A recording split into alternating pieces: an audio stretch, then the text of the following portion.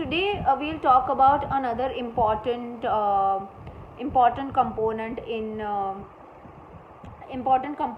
body, that is the spinal cord. Okay, there are two main things that are very important for passing on the message. One is the spinal cord and the other is the brain. The spinal cord. The spinal cord is the housed of all the hollow tube size of the little finger, cylindrical in shape and made of nerve fibers, which are a household to spinal tube called the spinal column.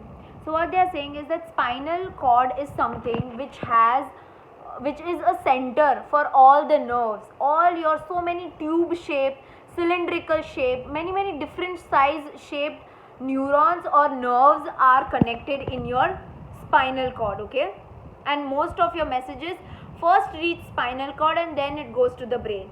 Okay, similarly from brain the message goes first to the spinal cord and then to the other parts of the body. It connects the brain and the rest of the body through pathway of its peripheral nervous system.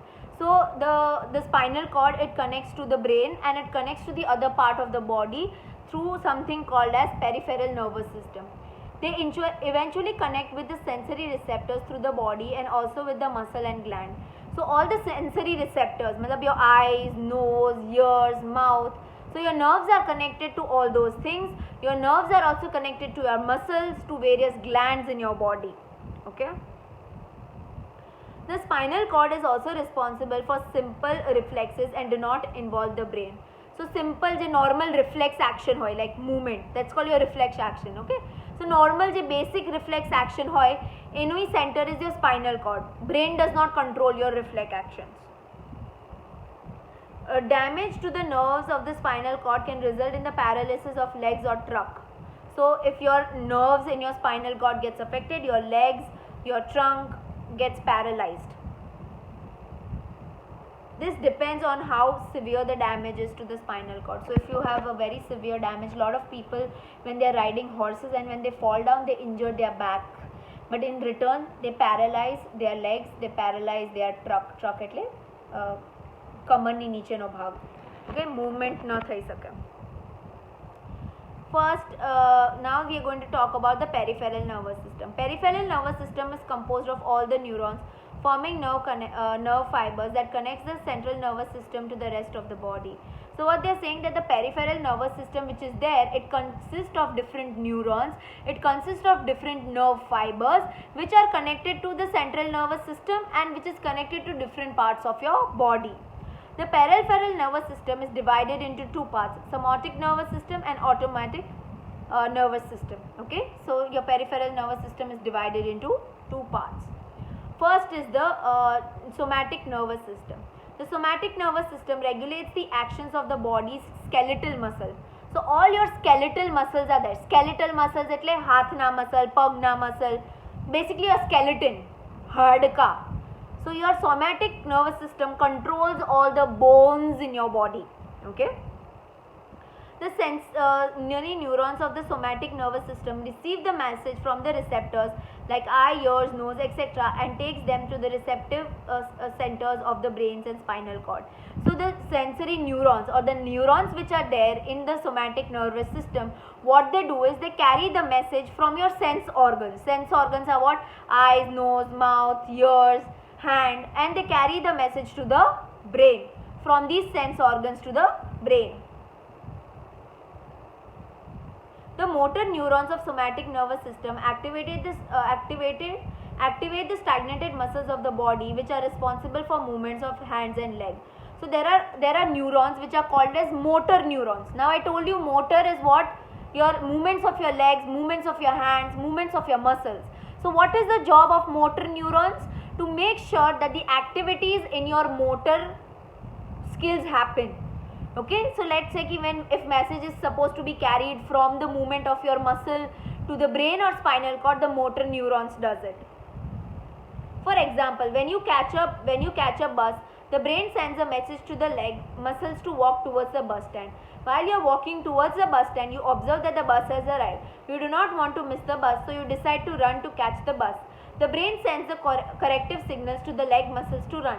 The muscular movement is fed back to the brain by the somatic nervous system and accordingly corrective actions are taken. The signals are set for the leg muscles till the action is over.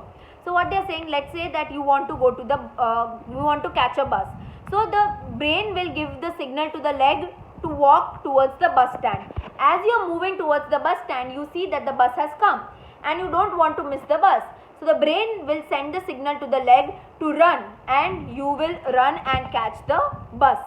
So these signals are from brain to your motor neurons to your leg, from your leg to your motor neurons to your brain.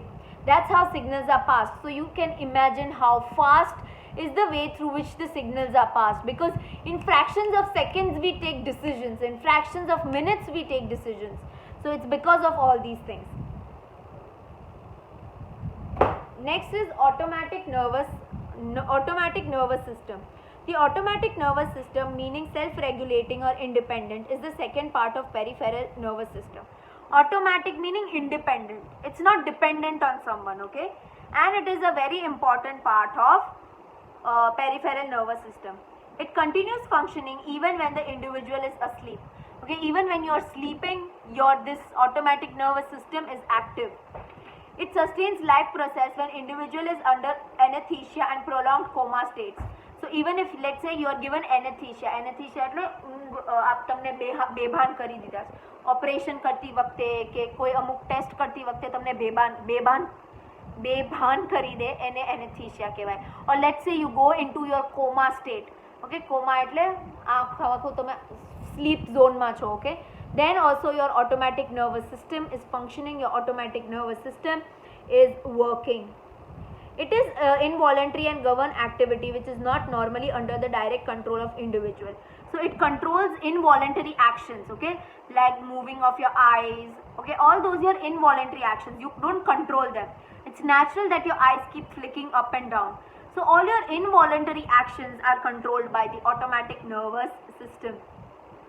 Automatic nervous system are connected to some important organs like heart, lungs, digestive organs, kidney, endocrine system. So through all these systems, the automatic nervous system is connected.